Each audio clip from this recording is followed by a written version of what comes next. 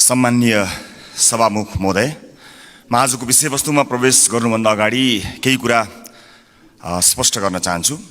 जनतामा भ्रमित हुने गरी जबरजस्ती फैलिएका प्रोपागान्डाहरूको प्रतिकार गर्न र सत्य सन्देश प्रवाह गर्नका लागि एक जिम्मेवार जनप्रतिनिधिका हैसियतले आफ्नो दृष्टिकोण जनता समक्ष पुर्याउने थलो पनि संसद भएका हुनाले म यो अनुमति चाहन्छु।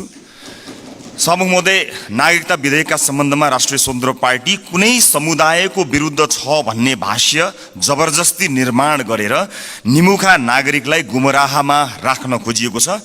त्यसो गर्नेहरूलाई म यति मात्र भन्न चाहन्छु कि राजनीतिसँग कुनै सरोकार र भोट बैंकको कुनै आवश्यकता नहुँदा पनि प्राकृतिक विपत्ति, वैदेशिक रोजगारीका समस्या र मिटर ब्याज जस्ता विषयमा आवाजविहीन मधेसी जनताको पक्षमा हामी उभिएको संसार साक्षी छ। मैले श्रेय लिन खोजेको होइन, एउटा दृष्टान्त मात्र दिन खोजेको हुँ। सम्मान्य सभामुख महोदय, मलाई नागरिकले नागरिकता नपाउनुको पीडा थाहा छ, साँच्चै नै थाहा छ। कुनै पनि नेपाली नागरिक नागरिकताबाट वञ्चित हुनु हुँदैन, त्यो उसको नैसर्गिक अधिकार हो। जन्मसिद्ध नेपाली नागरिकका सन्तान र एकल आमाहरूका सन्तानको नागरिकताको अधिकार मेरो र तपाईको जति नै सुनिश्चित छ हुनुपर्छ। सभामुख महोदय, मात्र वैवाहिक अङ्गीकृतका विषयमा मौन रहेका हुनाले यसबारेमा छलफल चलाउन खोजिएको हो र सम्मानित सभामुख महोदय मार्फत म जानकारी गराउन चाहन्छु। एकल आमाका सन्तानले नागरिकता लिँदा आमाले बाबुको पहिचान नै नखुलेको स्व घोषणा गर्ने व्यवस्था हाम्रा आमा दिदीबहिनीहरूको आत्मसम्मान विपरीत छैन यो? यस्ता प्रश्नहरूको विषयमा पनि सोचौँ भनेको हामीले। विधेयक संसदमा आएको भए हामी छलफल गर्थ्यौँ, स्वामित्व लिन्थ्यौँ, तर जसरी जुन बाटोबाट प्रमाणीकरण भयो जम्मा विपत्ति यतिमा हो। सभामुख महोदय, र यदि सदनमा आएर छलफल हुने भएको भए त्यहाँ भएको विभेदका विषयमा पनि हामी कुराकानी गर्थ्यौँ। महिला र पुरुषलाई जुन विभेद गरिएको छ वैवाहिक अङ्गीकृतका विषयमा, त्यसमा पनि हामी हाम्रो धारणा राख्थ्यौँ र दुधको दुध पानीको पानी थाहा हुन्थ्यो कि यो सदनमा आइसकेपछि को के कुराको पक्षमा छन् या विपक्षमा छन् भन्ने कुरा थाहा हुन्थ्यो। त्यसकारणले यो गलत बाटोबाट गएका हुनाले गलत मानिसको पुतला जलाइएको छ भन्ने कुरा म सम्मानित सदन मार्फत जानकारी गराउन चाहन्छु। र अर्को महत्त्वपूर्ण कुरा सम्मानित सभामुख मार्फत भन्न चाहन्छु कि हामीले पार्लियामेन्टको डिग्निटी राख्नलाई कहीँ कतै चुकिरहेका त छैनौँ, यसबारेमा पनि अलिकति ध्यान आकर्षण गराउन चाहन्छु। सभामुख महोदय, जस्ता जस्ता विषयहरूमा हामीले छलफल गऱ्यौँ, हामी नयाँ राजनीतिक दलका हिसाबमा, चाहे ती हाम्रा पक्षबाट आएका हुन् या अन्य राजनीतिक दलबाट आएका विषयहरू, हामी काहीँ न काहीँ लज्जित भएका छौँ। यो सदन भैँसी राँगाको विषयमा गफ गरेर यदि 5 वर्ष बिताउने हो भने हामीले गोबर बाहेक केही पनि प्राप्त गर्न सक्दैनौँ। हामी आत्मआलोचना गर्न चाहन्छौँ। हाम्रा दलबाट पनि भएका कमी कमजोरीलाई आत्मआलोचना गर्न चाहन्छौँ र नयाँ राजनीतिक दलका रूपमा हामी एउटा नयाँ अभ्यास लिएर आएका छौँ। हामीले आज बजेटमा कुराकानी गरिरहँदा, राष्ट्रका महत्त्वपूर्ण मुद्दामा कुराकानी गरिरहँदा आम सर्वसाधारणमा संसदबाट गएको सन्देश राम्रो सन्देश गएको छैन। म आफ्नो भागको ब्लेम, आफ्नो भागमा परेको जुन दुःख छ त्यो आफू जिम्मेवार हुन चाहन्छु र आफ्नो राजनीतिक दलका तर्फबाट गत केही दिनहरूमा भएका बहसहरू अलिकति अमर्यादित भएकोमा क्षमा याचना पनि गर्न चाहन्छु।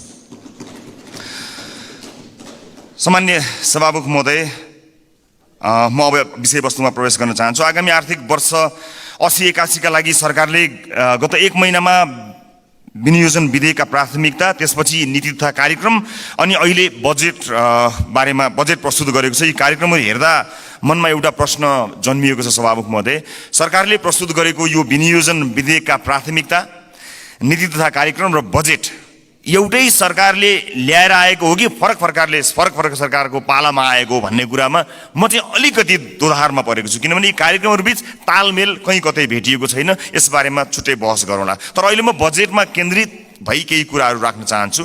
सम्मान्य सभामुख महोदय, एउटा उदाहरण मात्र यहाँ प्रस्तुत गर्न चाहन्छु। मान्नुहोस् कुनै एउटा परिवार छ, त्यो परिवार का 4 सदस्यले कमाउँछन्।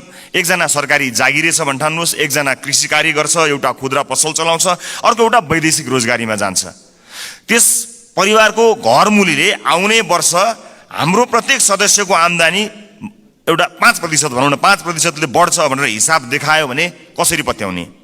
घरमूल्य हिसाब देखाए जस्तो सबैको आम्दानीको वृद्धि दर एउटै कसरी हुन सक्छ? सभामुख महोदय, जस्तै सरकारले दिने पारिश्रमिकको कुरा त्यसको वृद्धि दर सरकारले निर्धारण गर्छ। व्यापारबाट हुने आम्दानीको त्यसको चाहिँ बजारको व्यवस्थापनले निर्धारण गर्छ। वैदेशिक रोजगारीमा हुने कुरा रोजगारदातामा भर पर्छ, श्रमको माग अनुसार भर पर्छ, ती देशको नीतिले निर्धारण गर्छ। कृषिबाट हुने आम्दानी, उत्पादनको अवस्था, बिक्री मूल्यहरूले निर्धारण गर्छन्। मैले दृष्टान्त दिएको घरमूलीको त्यो 5% को बेसुरा अनुमानको उदाहरण हाम्रो अर्थमन्त्रीज्यूको अनुमानसँग ठ्याक्कै मिल्छ कि भन्ने मलाई लागेको छ।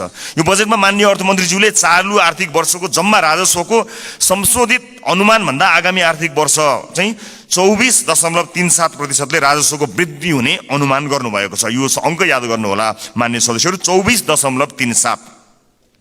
यस बजेटमा माननीय अर्थमन्त्रीज्यूले राजस्वका 90 वटा शीर्षकहरूमध्ये 68 वटा शीर्षकहरूबाट प्राप्त हुने राजस्वको मूल्य दर 24.37% नै हुन्छ भन्ने अनुमान गर्नुभएको छ। साथै राजस्वका मुख्य आधारहरू जस्तै कर, गैर करको दुवैको वृद्धि दर पनि 24.37% अनुमान गर्नुभएको छ। त्यसैगरी करका स्रोतहरूमा आय, मुनाफा तथा पुँजीगत लाभमा लाग्ने कर, वस्तु तथा सेवामा आधारित कर र वैदेशिक व्यापारमा लाग्ने कर सबैको वृद्धि दर 24.37% हुन्छ भन्ने अनुमान गर्नुभएको छ। सामान्य सभामुख महोदय, होलसेलमा गरिएको यस्तो अनुमानबाट यो पुष्टि हुन्छ कि यो बजेटको लेखन एउटा झारा टार्ने काम र एउटा गैर जिम्मेवारी काम भएको अथवा हेलचेक्राइपूर्ण ढङ्गबाट गरिएको हो कि भन्ने आशंका गर्ने प्रशस्त ठाउँहरू रहेको छ। यद्यपि यो रेभेन्यू फोरकास्टरको रूपमा म आफूलाई प्रस्तुत गरिरहेको छैन र यो रेभेन्यू फोरकास्टिङको विज्ञ पनि म होइन, तर यसरी यो कुनै एउटा कम्प्युटरमा एउटा एक्सेल सिटमा चालु आर्थिक वर्षको अङ्क राखेर त्यसमा चाहिँ 24.37% जोडेर राजस्व वृद्धिको अनुमान यो चाहिँ जो कोहीले पनि गर्न सक्ने म देख्दछु। फेरि पनि म जोड लगाउँछु कि म रेभेन्यू फोरकास्टिङको विज्ञ चाहिँ होइन। यस्तो हचुवाको भरमा अनुमानित बजेट प्रस्तुत गर्नलाई विद्वान अर्थमन्त्री अथवा विद्वान अर्थ मन्त्रालयका उच्च पदस्थ अधिकारीहरूको आवश्यकता पर्दैन भन्नका लागि चाहिँ रेभेन्यू फोरकास्टर हुनु पर्दैन भन्ने मलाई लाग्दछ। सभामुख महोदय, मैले नेपालको विगत केही वर्षको राजस्व, कर र गैर करका वृद्धि दर पनि हेरेको छु, जसमा कुनै पनि वर्ष हाम्रो राजस्वको वृद्धि दर, करको वृद्धि दर र गैर करको वृद्धि दर समान छँदै छैन। सभामुख महोदय, बजेट निर्माण प्रक्रियामा राजस्वको अनुमान नै यस्तो प्रमुख आधार स्तम्भ हो जसको आधारमा विभिन्न क्षेत्रमा गरिने खर्च तय गरिन्छ। चालु आर्थिक वर्षको प्रक्षेपित राजस्व करिब 14 खर्ब उठ्न नसक्ने भई संशोधित अनुमान करिब 11 खर्बमा झार्नु परेको यो विषम अवस्थामा अर्थमन्त्रीज्यूले आगामी आर्थिक वर्षको बजेट प्रस्तुत गरिरहँदा जम्मा राजस्वको करिब 93% भन्दा बढी उठ्ने अनुमान गरिएको राजस्वका शीर्षकहरूबाट प्राप्त हुने राजस्वको वृद्धि दर एउटै 24.37% हुने अनौठो अनुमानले हामीलाई कहाँ पुर्याउने हो भन्ने एउटा ठूलो प्रश्न खडा भएको छ। चालु आर्थिक वर्षमा लक्ष्य अनुसार राजस्व सङ्कलन हुन नसक्दाको परिणाम स्थानीय तहमा हस्तान्तरण हुने समानीकरण अनुदानको 50% कटौती गर्ने अवस्थामा सरकार पुगेको सर्वविदितै छ। यस्तो हचुवाको भरमा प्रक्षेपण गरिएको राजस्वमा आधारित आगामी वर्षको बजेटले हामीलाई यो मुलुकलाई कहाँ पुर्याउने हो ठूलो प्रश्न खडा भएको छ। राष्ट्रको ढुकुटीमा सङ्कलन हुने अनुमान हचुवाको भरमा भएको बजेटमा आधारित खर्चका कार्यक्रमहरू कसरी विश्वासिला हुन सक्छन्? सभामुख महोदय, मेरा पार्टीका मान्य सदस्यहरूले बजेटका कार्यक्रमको बारेमा पनि आफ्नो मन्तव्य राखिरहँदा हाम्रो पार्टीको धारणा पनि राख्नु भएकै छ र म पुनः दोहोऱ्याउँदै यो गरिमामय सदनको समय बर्बाद गर्नतिर लाग्दिन। तसर्थ सम्माननीय सभामुख महोदय मार्फत हाम्रा विद्वान अर्थमन्त्रीज्यूलाई विश्वमा इमान्दार, मेहनती र कर्तव्यनिष्ठ भनी पहिचान बनाएका सम्पूर्ण नेपाली आमा बुवा दाजुभाइ तथा दिदीबहिनीहरूको जनप्रतिनिधिको हैसियतले केही प्रश्नहरू राख्न चाहन्छु। 1, कर र गैर करलाई प्रभाव पार्ने विषयवस्तु र क्षेत्र फरक हुन्छन् भने एउटै दरमा वृद्धि कसरी सम्भव हुन्छ? 2, कुल राजस्व र कर वृद्धिको दर एउटै कसरी हुन्छ? 3, कुल राजस्व र गैर करको वृद्धि एउटै कसरी हुन्छ? 4, अझै उदेक लाग्दो चाहिँ कर र गैर कर जसको आधार र प्रकृति बिल्कुल भिन्न हुन्छ, यिनीहरूको वृद्धि दर कसरी एउटै हुन्छ? मेरो प्रश्न। 5, करका विभिन्न स्रोतहरूको वृद्धि दर फेरि एउटै कसरी हुन्छ? 6, राजस्वका 90 शीर्षकहरूमध्ये 68 वटा शीर्षकहरूबाट प्राप्त हुने राजस्वको वृद्धि दर एउटै कसरी हुन्छ? यी प्रश्नहरू यी प्रश्नहरूले यस्तो हचुवाको भरमा प्रक्षेपित राजस्वको आधारमा खर्च गर्न बजेटमा प्रस्ताव गरिएका विभिन्न कार्यक्रमहरूको बारेमा छलफल र टीका टिप्पणी गर्नुको कुनै औचित्य छ कि छैन भन्ने कुरा खडा गरेको छ सभामुख महोदय। झोलामा कति पैसा आउँछ भन्ने हचुवाका भरमा गरिएको अनुमानबाट गरिने खर्चका बारेमा छलफल गरेर गरिब जनताबाट सङ्कलन गरिएको राजस्व दुरुपयोग गर्नु कति उपयुक्त हुन्छ, यो पनि एउटा प्रश्न भएको छ। सम्मानित सभामुख महोदय, अर्थमन्त्रीज्यूले भर्खरै उठाएका प्रश्नहरूका सम्बन्धमा नेपाली जनतालाई स्पष्ट पार्नुहुनेछ भन्ने मैले आशा लिएको छु। यदि यसको स्पष्ट र विश्वास लाग्दो आधार नेपाली जनता सामु आएन भने सत्ता पक्षका माननीय सांसदहरूले यो बजेटलाई कुन नैतिकताले पास गर्नुहुन्छ होला, मैले गम्भीर प्रश्न खडा गरेको छु। सम्मानित सभामुख महोदय, राष्ट्रिय स्वतन्त्र पार्टी यो सदनमा उपस्थित भइसकेको छ। विगतमा जे भए पनि अब त्यसरी नचलोस्। माननीय अर्थमन्त्रीज्यूले मैले उठाएका प्रश्नहरूको विश्वासिलो आधारसहितको भरपर्दो जवाब दिनु सक्नु भएन भने मलाई आशा छ उहाँ राजस्व अनुमानमा संशोधित प्रस्ताव लिएर आउनुहुनेछ। हामी सृजनात्मक र रचनात्मक प्रतिपक्षको भूमिका निर्वाह गर्दै उहाँको संशोधित बजेटलाई पारित गराउन फेरि अग्रणी भूमिका निर्वाह गर्नेछौँ। सभामुख महोदय, सचेत नेपाली जनताहरूले हेरिरहेका छन्। बहुमतको आधारमा यस्तो हचुवाको भरमा अनुमान गरिएको राजस्वमा आधारित बजेटलाई पास गरेर अघि जाने हो भने यसको जिम्मेवारी पास गर्नुहुने सम्पूर्ण माननीयज्यूहरूले लिनुपर्नेछ। गल्ती हुन सक्छन्, त्यसलाई सच्याएर अघि बढ्नु इमान्दारिता र महानता हो। भएको गल्तीलाई सच्याउन सत्तापक्ष र प्रतिपक्ष नभई हामी कुनै अर्को पक्ष भइराख्नु पर्ने छैन, एकै ठाउँमा उभिन सकिन्छ। यो राष्ट्रले जित्ने कुरा भएको हुनाले परम्पराको नाममा बहुमतले पेलेर जाने मनस्थिति बनाइयो भने त्यसको परिणाम अवश्य पनि यो देशले भोग्नुपर्नेछ, सत्ता पक्ष या विपक्षले भोग्नुपर्ने छैन। त्यसैले मान्य सदस्यहरूले तथ्यमा आधारित भएर आफ्ना विवेक प्रयोग गर्नुहुनेछ भन्ने कुरामा मैले आशा राखेको छु र एउटा आशंका उब्जिएको छ। म सभामुख मार्फत मान्य अर्थमन्त्रीज्यूलाई सोध्न चाहन्छु, स्पष्ट पारिदिनु होला कि यसपटकको विकास बजेट डडेलधुरामा कति पार्नु भएको छ, नुवाकोटमा कति पार्नु भएको छ, गोर्खामा कति पार्नु भएको छ? एउटा गम्भीर प्रश्न खडा भएको छ। सुनिए अनुसार र केही डाटाहरू सार्वजनिक भए भन्दा अगाडै यसको तथ्य जाँच गर्नु अगाडिको आशंकाको प्रश्न हो मेरो। लगभग 40 देखि 50% विकास बजेट डडेलधुरा, नुवाकोट र गोर्खाका लागि छुट्याइएको जानकारी आएको छ। हामी अरूबाट सुन्न चाहदैनौँ। सञ्चार माध्यमका हेडलाइनको तथ्य जाँच हामी गर्दै गरौँला, तर म मान्य अर्थमन्त्रीज्यूबाट यसको जवाफ चाहन्छु। बताइदिनु होला डडेलधुरा, नुवाकोट र गोर्खामा कति बजेट छुट्याइएको छ, अनि मधेसलाई बजेटमा गरिएको विभेदका बारेमा कतिको जानकार हुनुहुन्छ, एकपटक बताइदिनु होला। सम्मानित सदनमा स्क्रिनहरूमा हामी बोलेको आवाज राखिएको छ। हामीले बजेटमा कुराकानी गरिरहँदा यो देशको भविष्य निर्माण गर्छौँ भनेर हामीले ब्यालेटको बाटो हुँदै यही सदन छिरेर परिवर्तन गरेरै छाड्छौँ भनेर प्रतिबद्धता गरेर आइरहँदा सदनमा भइरहने बहसहरूले यतिखेर सरकारी अस्पतालहरूमा भएको अवस्था हामीले सम्बोधन गर्न सकेका छौँ। म त भन्छु सम्मानित सभामुख महोदय, यो सदनमा 5 वर्षसम्म आजबाटै देशका 7वटा प्रदेशका सरकारी अस्पतालको लाइभ सीसीटीभी फुटेज एकातिरको भित्तामा राखौँ। देशका अझ विशेष गरेर मधेसका सामुदायिक विद्यालयका सीसीटीभी फुटेजको लाइभ फुटेज दाहिनेतिर भित्तामा राखौँ।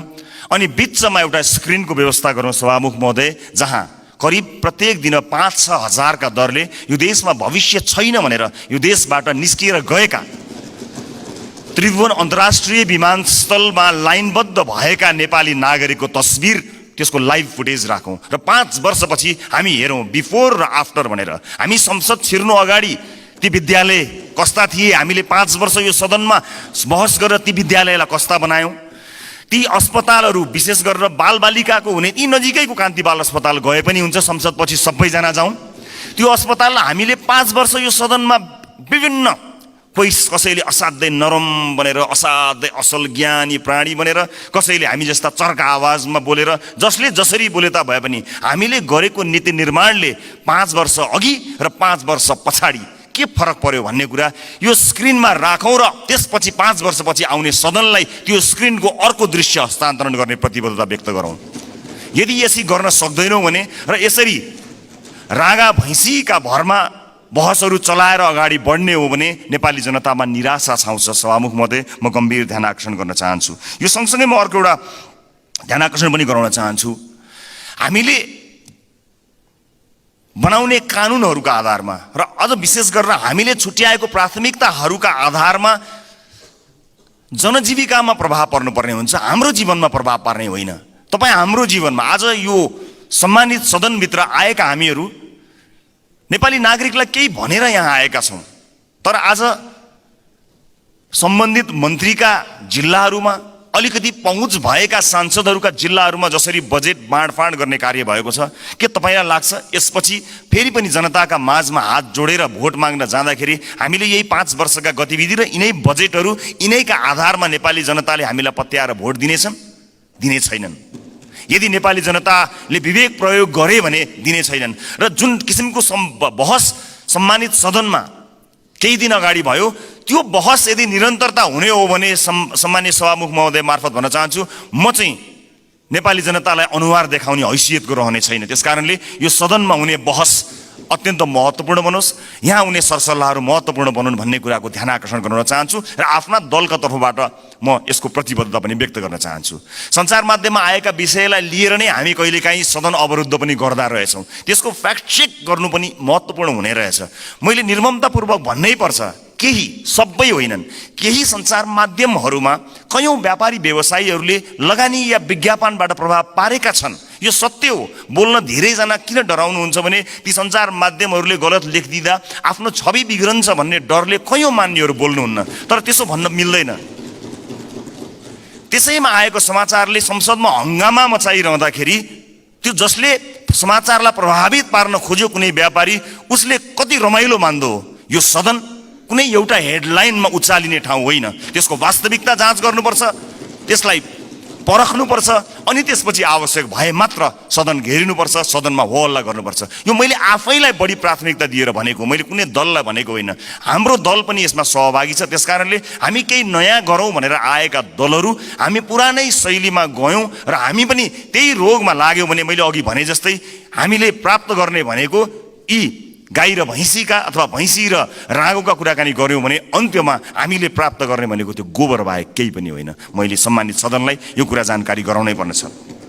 सम्मानित सभामुख महोदय, यस सदनमा हामीले नेपाली जनताका लागि नीतिहरू बनाइरहँदा र विशेष गरेर बजेटमा प्राथमिकताहरू छुट्याइरहँदा हामीले छुट्याएको प्राथमिकताले आम नागरिकको जीवनलाई छुन सकेनछ भने, आम नागरिकको दैनिकीलाई प्रभाव पार्न सकेन भने हाम्रो लागि त्यो दुर्भाग्यको विषय हुन्छ।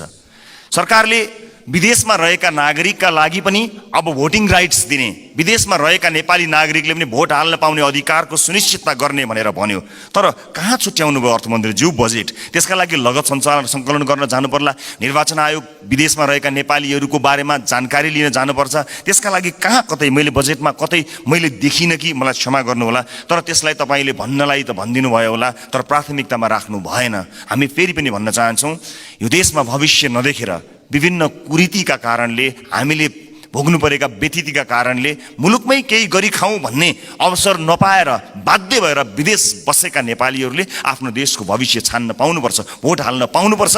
त्यसलाई प्राथमिकताका साथ राखियोस्। म माननीय अर्थमन्त्रीज्यूलाई विदेशमा रहेका नेपालीहरूले मतदान गर्न पाउने अधिकारको सुनिश्चितताका लागि कति बजेट छुट्याउनु भएको छ, के व्यवस्था गर्नु भएको छ, म त्यसको लागि पनि जवाफ चाहन्छु। र जिल्ला निर्वाचन कार्यालयहरू खारेज गर्ने जस्तो निर्णय, गलत निर्णय सच्याइयोस् भन्ने कुरा पनि म भन्न चाहन्छु। किनभने संवैधानिक निकायहरूलाई, हामीले त्यसका काम कारबाहीहरूलाई यदि ध्यान दिएनौँ, तिनको स्वच्छतामा हामीले प्रश्न खडा गऱ्यौँ र त्यसलाई सरकारका मार्फत या कुनै मन्त्रालयका मार्फत ल्याएर राखिदियौँ भने त्यो साँच्चै नै दुर्भाग्यपूर्ण हुनेछ। त्यसकारणले यसलाई पनि पुनर्विचार गरियोस्। खर्च कटौतीका नाममा हरेक विषयलाई यसको गम्भीरता, त्यसको महत्त्व नबुझिकन गरियो भने त्यो साँच्चै नै दुःखद हुनेछ। म सम्मानीय सभामुख मार्फत यो ध्यान आकर्षण गराउन चाहन्छु। र अहिले बजारमा देखिएको वित्तीय सङ्कट, आम नागरिकले भोगेको वित्तीय सङ्कटलाई सम्बोधन गर्ने र त्यसमा उत्साह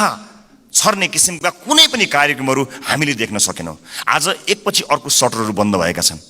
आज कयौँ व्यापारी व्यवसायीहरू बैंकको चर्को ब्याज तिर्न नसकेर कयौँ व्यापारी व्यवसायीहरू आत्महत्या गर्ने अवस्थासम्म पुगेका छन्। मेरै निर्वाचन क्षेत्रमा शङ्कर कणेलले आत्महत्या गर्नुभयो र उहाँको सुसाइड नोटमा लेखिएका कुराहरू गम्भीर छन्। यस्ता धेरै समस्याहरू देखिएका छन्। आज प्रत्येक 3वटा सटरमा एउटा सटर बन्द भएको अवस्था छ। आज सहकारीहरूका कारणले गर्दाखेरि जुन किसिमको बिल्लीबाट मानिसहरूको भएको छ, त्यसलाई सरकारले गम्भीरतापूर्वक सम्बोधन नगर्ने भयो भने धेरै मानिसहरू सडकमा आउन बाध्य भएका हुन्छन् र बेहोस भएर यो मुलुक छोडेर विदेशमा रोजगारीका लागि जानुपर्ने अवस्था सिर्जना हुन्छ। अनि विदेशमा रोजगारीका लागि जानु पर्दाखेरि विदेशमा भएका हाम्रा राजदूतावासहरूको संयन्त्रले लाखौंको संख्यामा भएका नेपाली नागरिकहरूलाई सम्बोधन गर्नै सक्दैन। यहाँ केही गरौँ भन्दा गर्न पाएका छैनन्। देशै छोडेर जाँदा परदेशमा पनि दुःख पाएर बसेका छन्। मुलुकको समाजको वास्तविक समस्यासँग हाम्रो नीति, हाम्रो बजेट, हाम्रो कार्यक्रम कसरी अलग हुन सक्छ? सभामुख महोदय, समाजको चरित्र भन्दा, समाजले भोगेको पीडा भन्दा हामीले यहाँ गर्ने डिस्कसन, तपाईँ हामीले गर्ने संवाद कसरी फरक हुन सक्छ? सभामुख महोदय, समाजले भोगेको पीडालाई मलम लगाउन नसक्ने गरी हामीले गर्ने संवादको के अर्थ हुन्छ? सभामुख महोदय, त्यसकारणले म विनम्रतापूर्वक अनुरोध गर्न चाहन्छु सभामुख महोदय मार्फत कि नेपाली जनताको पीडालाई, नेपाली जनताले आज भोगेका समस्याहरूलाई, त्यसलाई महसुस गरेर, त्यसलाई लिपिबद्ध गरेर हामीले बजेटमा ध्यान दिनुपर्छ। र अन्त्यमा आगामी वर्षका लागि हामीले यसो गर्न सक्छौँ कि सानो एउटा सुझाव सहित म बिदा माग्छु। बजेट बन्नुभन्दा 4-5 महिना अगाडि हरेक राजनीतिक दलका अझ विषय विज्ञहरू छन् भने उनीहरूलाई सहभागी गराएर प्राथमिकताका क्षेत्रहरू छुट्याउँ। कुनै पनि राजनीतिक दलले भोट माग्दाखेरि शिक्षा गुणस्तरीय र स्वास्थ्य आम नागरिकको पहुँचमा भनेर हामीले भोटमा आएका हौँ नि। हाम्रो घोषणापत्रमा, हाम्रा वाचापत्रमा बाकाइदा लेखिएको छ नि। नेपालको संविधानले पनि त्यो अधिकारलाई सुरक्षित गरेको छ नि। भनेपछि के सत्तापक्ष के विपक्ष कसैको विमति होला र? हामीले कस्तो शिक्षा नीति बनाउने? आउनुहोस् सबै राजनीतिक दलका साथीहरू एक ठाउँमा उभियौँ र एउटा साझा शिक्षा नीति सरकारलाई हामीले रेकमेन्ड गरौँ। किनकि तपाईँले भोट माग्दा पनि नेपाली जनतालाई राम्रो शिक्षा दिन्छु भन्नुभएको, मैले भोट माग्दा पनि नेपाली जनतालाई राम्रो शिक्षा दिन्छु भनेको। अनि यहाँ राजनीति कसरी भयो? तपाईँको जिल्लाका बाटोहरूमा भोट हालेपछि अब तपाईँ यहाँ कुनै नेताको जिल्ला अथवा गाउँठाउँमा बाटो पुर्याएर भोट माग्ने दिनको त अब अन्त्य गर्नुपर्छ। हजुर सिङ्गो देशलाई हेर्नुपर्छ। अब त त्यसरी चल्दैन बाँडेर। यो नागरिकको स्वास्थ्यका लागि आवश्यक पर्ने हेल्थ केयर बिल कस्तो हुनुपर्छ? सबै राजनीतिक दलका 101 छानेर एक ठाउँमा बसौँ बजेट बन्नुभन्दा करिब 4-5 महिना अगाडि र हामी साझा अवधारणा बनाऊ र त्यसमा एउटा कमन कमिटमेन्ट गरौँ। त्यसलाई सरकारको शिक्षा नीति बनाऊ। कोही विपक्षमा हुने छैनन् किनकि सबैको अपनत्व हुनेछ। त्यसै गरी स्वास्थ्यका विषयमा कुराकानी गरौँ, अफोर्डेबल हेल्थ केयरका बारेमा हामी कुराकानी गरौँ र सबै दलका माननीयहरू अझ विषय विज्ञहरूलाई राखेर र आवश्यक परे नागरिक समाजबाट पनि विषयमा विज्ञता हासिल गरेका मानिसहरूलाई ल्याएर यो देशको स्वास्थ्य नीति कस्तो हुन्छ भन्ने कुरामा बहस गरौँ। 5 महिना अगाडि बहस गरौँ र त्यस बहसबाट निस्किएको निष्कर्ष, चाहे त्यो मुखमा त्यो निष्कर्ष निस्किएको भोलिपल्ट सरकार ढलोस्, जसुकैको सरकार बनोस्, सत्ता पक्ष प्रतिपक्ष बनोस्, प्रतिपक्ष सत्ता पक्ष बनोस्, तर त्यो नीति फेल हुनु भएन। यदि नेपाली जनतालाई हामीले हृदयमा राखेका हौँ, साँच्चै नै यो देशको मुहार फेर्नका लागि यहाँ आएका हौँ भने यो काम गरौँ। होइन आफ्नो र आफ्नाका मुहार फेर्न आएको हो भने यसै गरी चलाउँ, 5 वर्ष बिताउँ, तर हामी चाहिँ अनुहार देखाउन लायकका हुने छैनौँ। देशको मुहार जस्ताको तस्तै, तर राजनीतिज्ञको मुहार कति धेरै चम्किलो भएको छ हेर्नुहोस् त। किनकि हामीले जनताका मुद्दालाई चुनावका बेलामा मात्र सम्झ्यौँ, चुनाव पछाडि बिर्स्यौँ। म सम्पूर्ण माननीय सदस्यहरूलाई सत्ता पक्ष प्रतिपक्ष जहाँ रहनु भएको छ म सबैलाई विनम्रतापूर्वक अनुरोध गर्न चाहन्छु। नागरिकता विधेयकमा पनि हामीले भन्न खोजेको त्यही हो, ओनरसिप। यहाँ छलफल हुन पाएको भए सम्भवतः त्यसमा भएका बुँदाहरूमा अथवा छुटेका विषयहरूमा छलफल गर्न सकिन्थ्यो। यहाँ भएका कुनै पनि दलका मान्य सदस्यहरूले नेपाली नागरिकले नागरिकताबाट वञ्चित हुन परोस् भन्ने कुरामा मत हाल्नै सक्नुहुन्न। कसले सक्नुहुन्छ र? विमति कसैको पनि हुने छैनन्। तर सबैले अपनत्व महसुस गरी सही ढङ्ग र सही बाटोमा आएको भए अहिले सम्भवतः सम्मानित अदालतमा गएर त्यो अड्किने थिएन। अनि त्यसको दोष केही दलहरूले लिनु परेको छ, वास्तवमा होइन। नेपाली नागरिकले नागरिकता प्राप्त गर्नुपर्छ भन्ने कुराको विरोधमा, त्यसको विपक्षमा कोही पनि नेपाली हुनै सक्दैन। तर त्यसभित्रको अन्तर्वस्तुमा पछिसम्मलाई सोचेर संवेदनशील विषयहरूमा यो सदन जहाँ नयाँ माननीयहरू र नयाँ राजनीतिक दलका रूपमा हामी पनि आएका छौँ, हामी पनि यसमा सहभागी हुन चाहन्छौँ अनि हामी पनि यो छलफलमा सहभागी हुन चाहन्छौँ, अन्तर्वस्तुमा कुराकानी गर्न चाहन्छौँ र त्यो विधेयकले छुटाएका तर महत्त्वपूर्ण विषयमा हामी योगदान दिन चाहन्छौँ र इतिहासलाई त्यो दस्तावेजमा हामी पनि सही साक्षी हौँ भनेर भन्न चाहन्छौँ। हामी पक्षमा छौँ। हामी जन्मसिद्ध नेपाली नागरिकहरूले नागरिकता पाउनुपर्छ भन्ने कुराको पक्षमा छौँ। हामी सम्पूर्ण योग्य नेपाली नागरिकहरूले नागरिकता पाउनुपर्छ भन्ने कुराको पक्षमा छौँ। हामी त्यो बहसमा सहभागी हुन चाहन्छौँ र पछिसम्म यो मुलुकलाई हित हुने विषयमा सहभागी मात्र हुन चाहन्छौँ। सम्मानित सदनमा आज मैले यति कुराहरू राखेँ। मलाई विश्वास छ हामीले गरेका बहसहरू केवल बहसका लागि होइनन्। हामीले भनेका यी शब्दहरू, हामीले प्रकट गरेका हाम्रा धारणाहरू केवल यतिकै एउटा धारणा राख्नलाई लागि गरिएका विषयवस्तु होइनन्। विशेष गरेर यसपटकको संसदका सबै जस्तो सेसनहरूमा, सबै जस्तो विषयहरूमा आम नागरिकको चासो तुलनात्मक रूपमा अघिल्ला वर्षहरूको भन्दा बढी भएको एउटा डाटाले बताएको छ। अर्थात् नेपाली नागरिकहरू तुलनात्मक रूपमा नेपालको संसदमा भइरहेको बहसलाई अचेल, अत्यन्त गम्भीरताका साथ हेरिरहेका रहेछन्। एउटा अध्ययनले त्यो बताएको छ। यस्तो चासोको विषय बनेको यो सदन हाँसोको विषय नबनोस्, महत्त्वपूर्ण निर्णयहरू आउन सकुन् र एक अर्कामा सहकार्य गर्दै संसदीय मर्यादालाई कायम राख्दै बहसहरू कायम गरेर मुलुकका लागि केही चिज दिन सकियोस्। र यो 5 वर्षमा जसरी भनिन्छ नि, हामी हाम्रो जीवनको 5 वर्षलाई पल्टाएर हेऱ्यौँ भने 5 वर्ष अगाडि हामी कहाँ थियौँ र 5 वर्ष पछाडि हामी कहाँ छौँ भन्ने कुरा हामी सजिलै हेर्न सक्छौँ। व्यक्तिको जीवनमा 5 वर्षको धेरै ठुलो महत्त्व हुन्छ। देशको जीवनमा पनि त्यो 5 वर्षको अझ धेरै महत्त्व हुन्छ। त्यसकारणले हामी यो सदनको जब अन्तिम दिनमा यहाँ बोल्नेछौँ, अघि मैले भने जस्तै हामीले विशेष गरेर देशको टड्कारो समस्यामा रहेका नागरिकको स्वास्थ्यमा यो 5 वर्ष सदनभित्र आएर हामीले के गर्यौँ त्यो भन्न पाइयोस्। त्यसपछि निर्वाचित हुने मान्यज्यूहरूलाई बुझाउन पाइयोस् हामीले यो देशका लागि यति गर्न सक्यौँ, बाँकी तपाईँको जिम्मा भन्न सकियोस्। अघिल्लो सदनले हामीलाई के बुझायो? आज अघिल्लो सदनले बुझाएका कयौँ भ्रष्टाचारका काण्डहरू काँधमा बोकेर हामी हिँड्नु परेको छ। त्यसको निराकरण गर्नु पर्दाखेरि यहाँ एउटा दलको नाम आयो भने अर्को दलले विभिन्न बहानामा बार्गेनिङ गरेर त्यसलाई विषयान्तर गर्न खोज्ने हो कि भन्ने आशंका पैदा भएको छ। एउटा विषय उठ्छ, त्यसपछि त्यो विषय सेलाउँछ, अर्को विषय उठ्छ। कता कता आशंका पैदा भएको छ। मैले भनेको थिएँ कि कहीँ पुराना राजनीतिक दलहरू एक अर्काको पोल खुल्ला भनेर आत्तिएका त छैनन्, विषयान्तर गर्न लागिरहेका त छैनन्। हामीलाई डर भएको छ।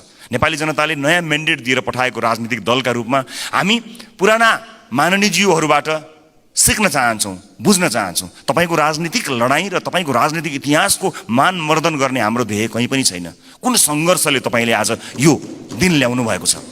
हामी त सजिलै राजनीतिमा आयौँ। साँच्चै भन्नुपर्दा हामीलाई राजनीतिमा त्यो सङ्घर्ष गर्नु परेन। तपाईँहरू त राज्यले लखेटेको, राज्यले मार्छु भनेको, भूमिगत बस्नु परेको, जेल जीवन बिताउनु भएको त्यति ठुलो सङ्घर्ष गरेर तपाईँहरूले यहाँ ल्याउनु भएको छ। हामीलाई गर्व छ तपाईँहरूप्रति। तर गर्व गर्न लायक, तपाईँको इतिहासमा गर्व गर्न लायक वर्तमान भइदियोस् भन्ने मात्र हाम्रो चाहना हो। एक अर्काप्रतिको वैमनस्यता, एक अर्काप्रतिको तिक्तता सम्मानित सदनमा तपाईँहरू उखिरहँदा हामी के हेर्ने, मुस्कुराउने कि ताली पड्काउने कि ढ्याप गर्ने कि मुख छोप्ने, त्यस्तो अवस्था हामीलाई सृजना नगरिदिनु होला। किनकि नेपालको राजनीतिमा तपाईँले दिनुभएको योगदानको हामी कदर गर्न चाहन्छौँ। हामी त्यो पुस्ता बन्न चाहन्छौँ जो अघिल्लो पुस्ताले गरेको राजनीतिक योगदानको उच्च मूल्याङ्कन गर्न सकोस्। तर सम्मानित सदनमा एउटा पार्लिमेन्टको डिग्निटीलाई नै हल्लाइदिने किसिमका गतिविधि हुँदाखेरि कता कता हामीलाई पनि त्यो रोग सरे जस्तो पनि कहीँ दिनमा भयो। हामी त्यो रोग सार्न चाहन्नौँ मान्यज्यूहरू, हामी त्यो रोग सार्न नै चाहन्नौँ। हामी तपाईँलाई त्यही सम्मानित स्थानमा राख्न चाहन्छौँ जुन सम्मानको तपाईँहरू लायक हुनुहुन्छ। हामी नयाँ पुस्ताका राजनीतिज्ञहरूलाई तपाईँहरूले एउटा यस्तो संस्कारको विकास गरिदिनुहोस्, एउटा यस्तो संस्कार दिनुहोस् ताकि हामी भोलि पनि गर्व गर्न सकौँ कि हामीले यो तपाईँबाट सिकेका हौँ। हामीले नेपाली कङ्ग्रेसबाट सिक्यौँ, हामीले नेकपा एमालेबाट सिक्यौँ, हामीले नेकपा माओवादीबाट सिक्यौँ भनेर हामीले भन्न सकौँ, मधेसवादी दलहरूबाट सिक्यौँ, जसपाबाट सिक्यौँ भन्न सकौँ, हामीले नेताहरूको नाम लिएर भन्न सकौँ यी नेताहरूबाट हामीले सिकेको हो नि भन्न सकौँ। तर हामीले, माफ गर्नु होला, म क्षमा चाहन्छु, पछिल्ला केही गतिविधिहरूलाई हेर्दा हामीले चाहिँ उल्टो कुरा सिक्छौँ कि हामीलाई पो त्यो रोग सर्छ कि भन्ने डर पैदा भएको छ।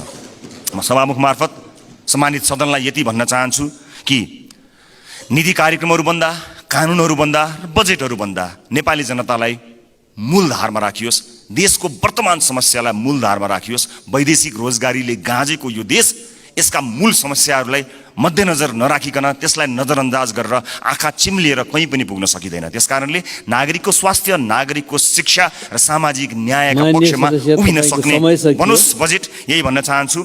र म जाँदा जाँदै सभामुख महोदय, मैले अघि एउटै दर रेट भएको यो डकुमेन्ट म शीर्ष नेताहरूलाई म उपलब्ध गराउन चाहन्छु। यसले देखाउनेछ 24.37% जुन मैले डाटा प्रस्तुत गरेँ त्यो म अझ स्पष्ट हुने गरी एक-एकवटा प्रमुख राजनीतिक दल र अर्थमन्त्रीज्यूलाई जाँदा जाँदै हस्तान्तरण गर्नेछु। हस्, धन्यवाद, नमस्कार।